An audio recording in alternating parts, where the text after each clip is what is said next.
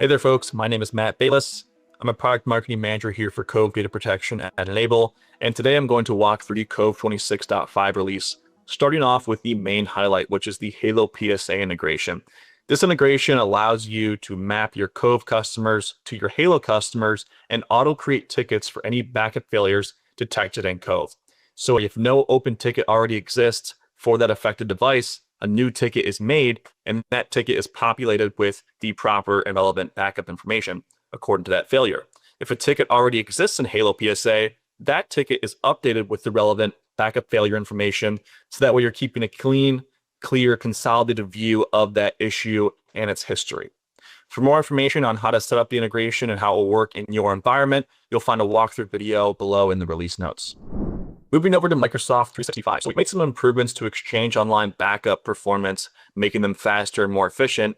We've also improved the restore reliability of Exchange mailboxes. So previously the restore UI, which showed no resource available, or no sessions available rather, for long-running backup sessions, preventing restores of otherwise valid backups.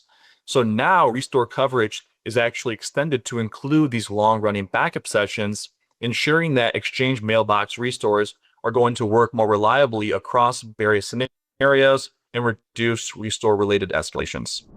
Moving over to the continuity side of things, Cove DRaaS is now available in public preview, and in this release, we've made some improvements to the VPN agent token entry. So now the initialization token uses a shorter, clearer format of 52 characters split into 13 groups of 4. This is going to make token entry easier for you to input and less error-prone. For those of you who are not currently participating in the Cove DRaaS public preview and would like to do so, you can learn more about that in the release notes below.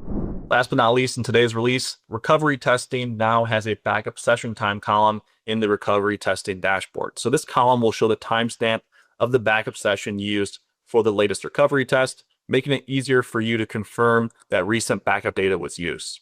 And if the timestamp is outdated, it may indicate that backups should be checked. Well, there you have it, folks. That's Cove 26.5. Make sure to check out the resources and events at the bottom of the release notes. Have an amazing day, and I'll see you next time.